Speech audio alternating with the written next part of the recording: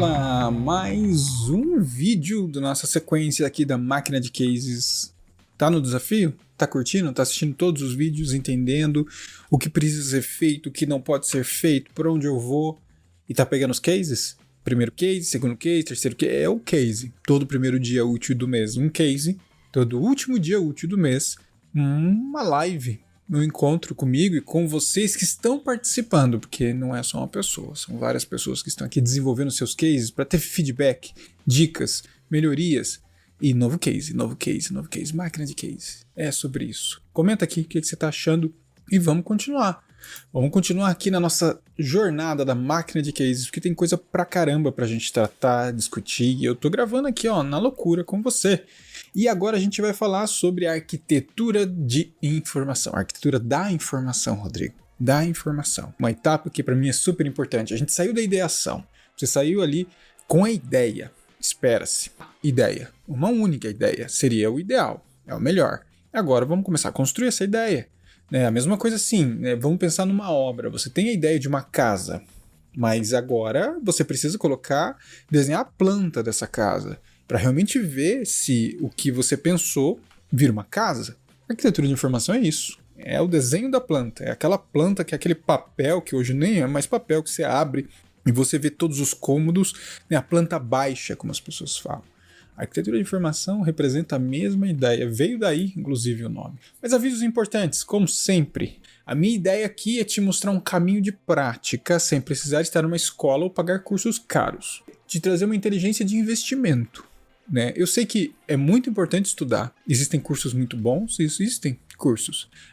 Vale a pena estar estudando e fazendo um curso. Eu não estou criticando, porque algumas vezes é um investimento que, cara, qual é o objetivo final de um curso? É te entregar conhecimento.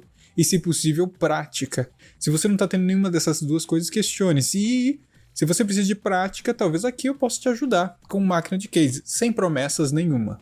A única promessa que eu te dou é conteúdo para você poder praticar de alguma forma e entender os passos. É isso. Não prometo mais nada. Mas, como todo aprendizado, depende muito mais de você do que de mim.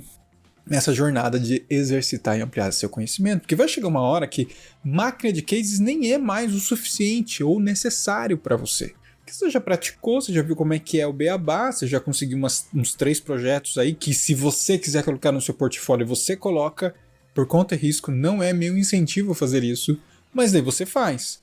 Então, falar, beleza, Rodrigo, obrigado, agora eu preciso realizar projetos de verdade, vou tentar numa empresa, ou não, eu quero fazer um curso que no final seja um projeto maior, alguma coisa mais estruturada, gigantesca. Sim, é uma escolha e é um caminho que eu acho que é natural. E aí a gente tem então os nossos passos, só para você relembrar aqui.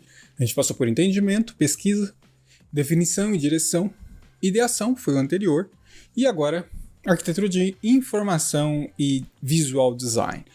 Visual design, que vai ser no próximo vídeo. Eu separei em 2, mas eu coloquei na mesma caixa, porque eu acho que pode estar conectado aqui. A arquitetura de informação, ela tem a mesma relevância da entrega visual. Por isso que eu acho que é até um pacote único aqui que a gente tem que prestar atenção. Porque uma boa arquitetura de informação, ela pode definir muito sobre o funcionamento do produto e a experiência que a gente quer entregar. Não adianta, tudo bem, eu vou saltar para o visual antes.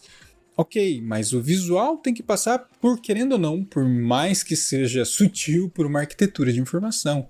Uma hierarquia, uma organização da informação.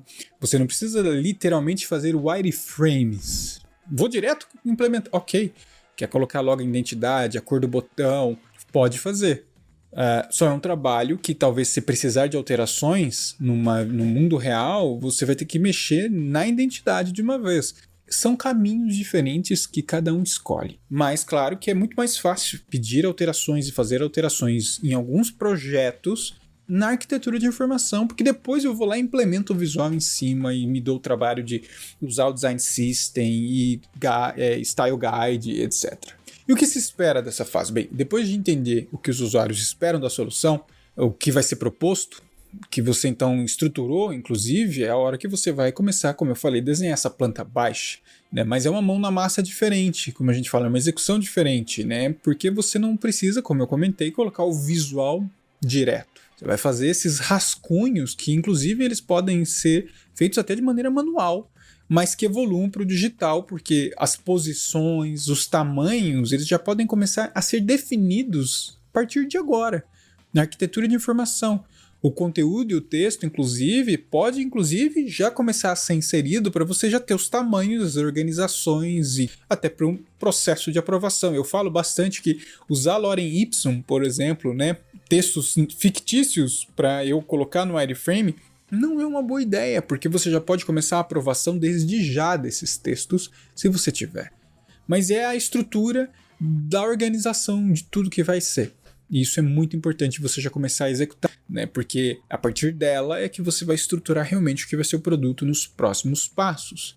Mas pense, a arquitetura de informação e nesse processo de wireframing, né, é muito interessante você estudar como construir bons wireframes, tá? Existe toda uma regra, informações que são importantes para você não viajar e misturar as coisas ou antecipar ou se complicar. Até porque eu acho que é uma fase onde o quanto mais simples, melhor nesse sentido. E quais são os métodos possíveis? Bem, a arquitetura de informação é baseada em 3 elementos chaves: o conteúdo, o usuário e o contexto. Vale a pena você estudar sobre esses 3 elementos que trazem para a gente questões básicas, porque conteúdo é o texto, é a imagem, é o mapeamento das páginas ou telas, é a estrutura, o tal sitemap, como a gente comenta, é a taxonomia, é o volume de informações, tudo isso é medido e organizado quando a gente fala de arquitetura de informação focado em conteúdo.